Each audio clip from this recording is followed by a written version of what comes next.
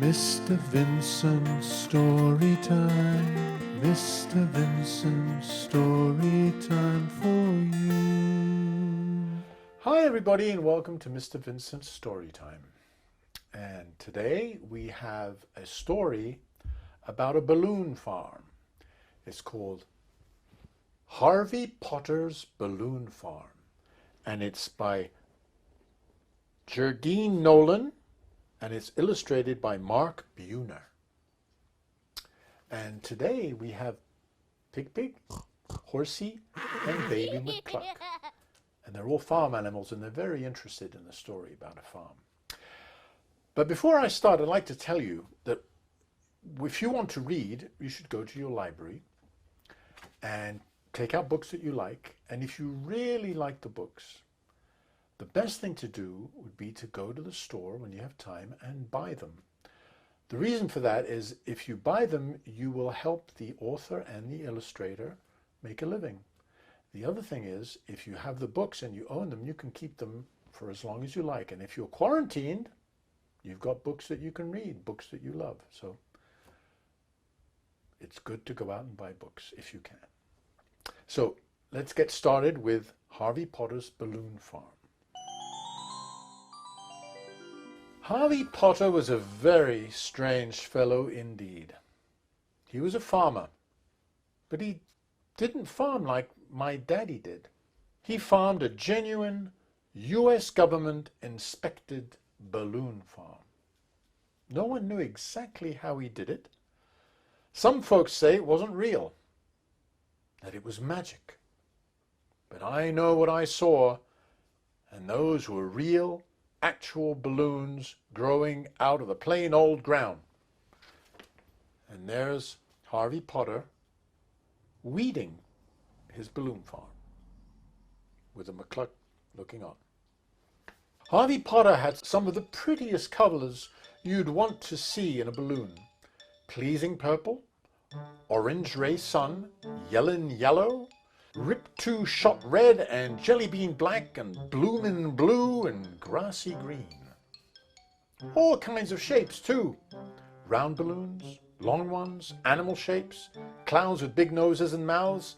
He even grew monster balloons with scary faces and a great big sharp teeth in time for Halloween.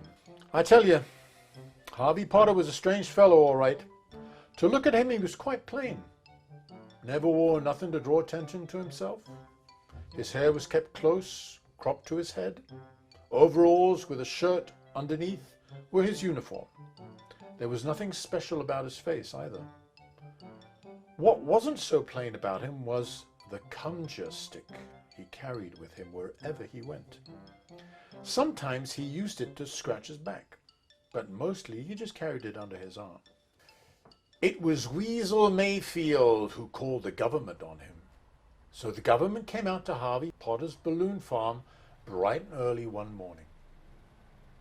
Our whole town turned out for them, and though nobody said what they thought, all held their breath, hoping we would keep our balloons. We never knowed how to grow nothing but trees, maple, sycamore, pine, oak, and regular kind of stuff like corn and okra and tomatoes. But Harvey Potter grew balloons, and no one knew what he used for seed either. The government men were standing around in white coats and white hats and white gloves, and they kept us so far back we could hardly see. But I climbed right up in the sycamore tree and saw everything. They pulled and they poked, and they finally pricked one of those plants with a pin. And what was supposed to happen did. The balloon popped. Even they couldn't argue with that. So they gave Harvey Potter the right to grow balloons. He never asked them for it, mind you. He took it anyway just to be polite. And let me tell you, it made everybody happy. Well, almost everybody. Weasel was sore. There he is. Grumpy Mr. Weasel. Now, I had quite an interest in Harvey Potter's balloon farm, and I decided I was going to get to know him. He didn't seem to mind. In fact, he let me get to know him right good. I'd bring him lemonade and sit on his porch and swing in his swing, but he never would confide in me about how he grew those balloons. I didn't pry, and after a while, I just liked going around to him. He didn't ask no questions about why you weren't this or that. He just let a person be. He let a person sit and think out loud sometimes, and, well, that's a mighty good thing to do. Still, something in me was a hankering to know. So I decided I was just going to go out there in the night time. That was when he did his field work. I told you he was strange. To this day, I'm indebted to that sycamore tree and by that big old moon. It was as full as it was wide that night. I saw him the second he opened the door, plain as day. He stood there on his front porch, hands inside his pockets, looking straight ahead where the fields were, that conjure stick under his arm. He just stood there, eyes staring straight ahead at something off yonder's way. Then he came down off that porch, step, step, step. His steps all seemed so big and loud. It must have been his heavy field shoes. He walked down the field and without a sign of warning commenced to holler. The next thing I knew, he started dancing and prancing with that stick held out in front of him, like it was his dancing partner.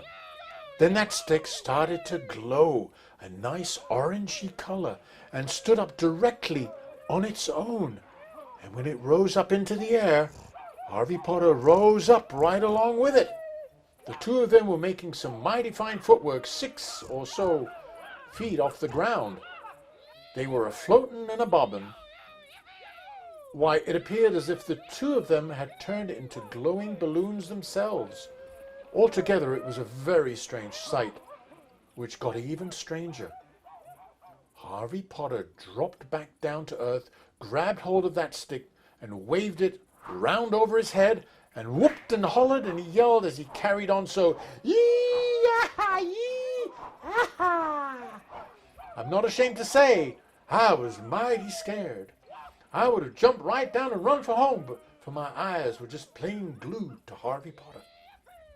Then Harvey let go of the stick, and it started to bounce and float over the field, dropping down here and there in nice, neat rows. And all the while, Harvey Potter just kept a whooping and a screeching, yee-yah-ha-ha, yee-yah-ha-ha. And all of a sudden, that stick came to a complete halt and flew right back into his hand. That's when Harvey Potter stopped screeching. He turned around and looked directly up at the sycamore tree. I thought for sure he saw me, but I guess not, because he turned back around and went into his house and didn't come out again. I climbed down and fell off to sleep waiting.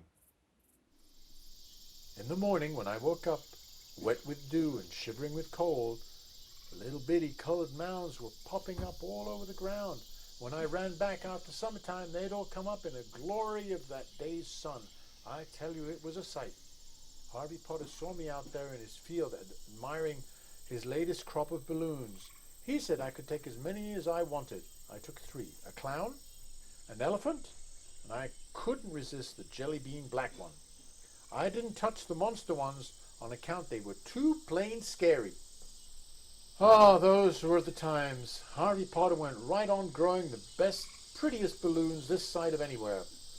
And whenever he heard a word from the government men again, he didn't hear them either. As for Weasel Mayfield, he was so riled up over the fun we were having with our balloons, he packed up and moved off to parts unknown. Now, I remember those days well. It was in the summer of '59 when I was a-hankering to leave home myself to find out what the world had to offer. Harvey Potter grew me a balloon that was big enough to carry me off. That's how I landed in this place here. I never did go back home and never did want to. This here place was just right for me. And these days I farm. I am not one to brag, but I've harvested my 32nd crops of balloons. Now, I don't know if mine they're the exact same way as Harvey Potter does. On account I'm not a Harvey Potter, I have my own method. Maybe I'll show you someday. Ooh, she's got a bunny one. There we go. Did you like the story of balloons? Mr. Pig, Horsey, McCluck, did you like it?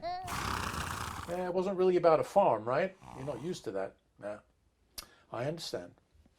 Anyway, I hope you enjoyed it. We'll see you soon for the next story time. Bye-bye.